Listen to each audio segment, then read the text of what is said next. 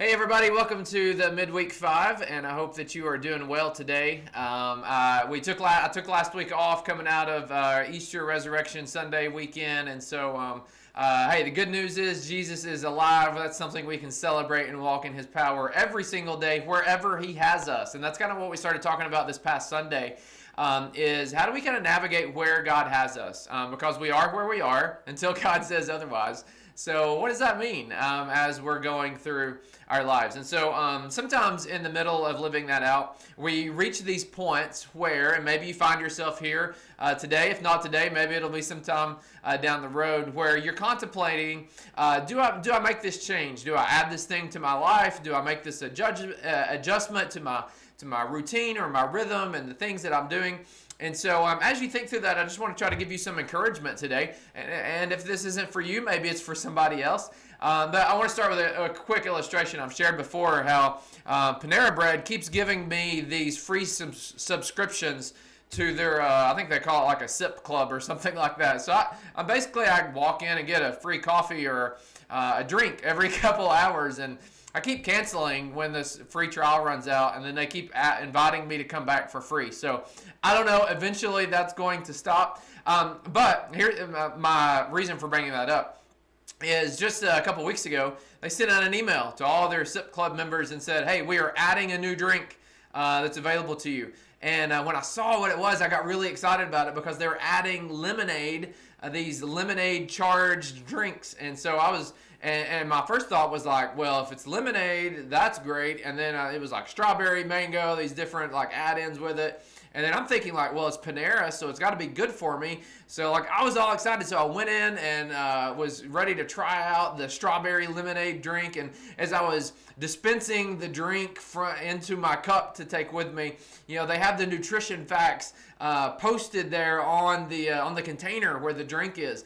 And so as I was filling up my cup, I just happened to notice how many calories was in this supposed like healthy drink that I'm going to be getting from Panera.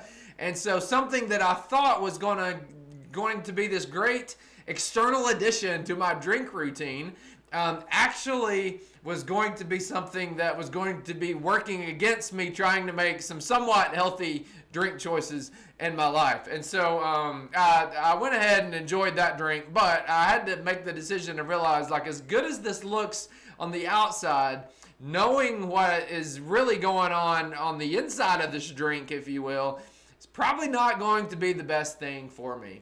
And I say all that to say, I made a point in the teaching this past Sunday where I said that when it comes to change, that there's almost always, when God is in it, there's almost always a bit of internal preparation that God wants to do before the external alteration happens in our life.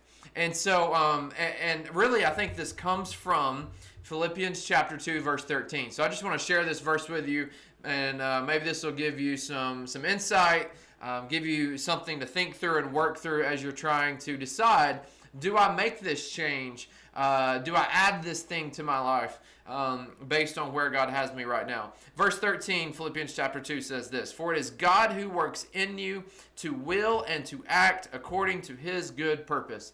Few things in this verse that I think are super helpful when we're trying to decide about making changes or adjustments in our life. First of all, it says, "For it is God." That's the first thing I would say is, and specifically it says, "For it is God who works in you." Is God involved in this? Is God stirring you up to maybe explore this change? Now, He could get your attention through people, through circumstances, through all kinds of things. But at the end of the day, I think we know, and God wants us to know. He doesn't want us to be confused whether or not He's in something. But that initial nudge to maybe make a change, we need to check and say, okay, God, are you in this? And one way that we know if God is in this, I think, is because He starts to work in us. The verse says, "For it is God who works in you." And so we can get really focused on making the change, which I would say is the external or the actions coming out of that. But when God is in something, I believe that He starts maybe by getting our attention with what could be an external change, something He wants us to act on. But in the immediate right now, I think that God invites us to be a part of an internal preparation process. It says, for it is God who works in you to will. So in other words, there's some things maybe God wants to clean up. He wants to refine. He wants to do inside of us, so that as we step into a potential change or adding something to our life or an adjustment to our rhythm or our routine, it is coming from God as a result of Him working in us and preparing us, where we actually want to step in and we actually understand the depth of what it is that we're about to get into. Because when God is doing those things on the inside, it says that that same God who works in us to will, He also works in us so that we will act according to His good purpose. So as God works in us internally, when He is in it, He does lead us to act. He does lead us to respond. And so it could be that God is showing you something that He has for you that's coming, but there is almost always an internal preparation process that God brings us through before we actually act. And so I just challenge you in wanting to be a part of God's good purposes in our life, as it says at the end of this verse, for the good of others, for the good of others and the glory of God.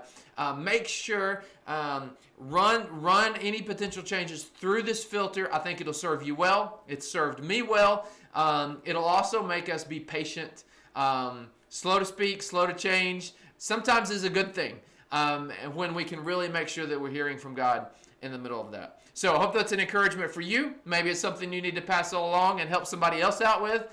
Be that disciple who looks to help disciple other people. I hope this was an encouragement to you. Look forward to being back and doing it again next week. Let God lead you through any change. His heart is for you. He is not against you. And so He wants to guide you into His good purpose. All right. Have a great rest of your week.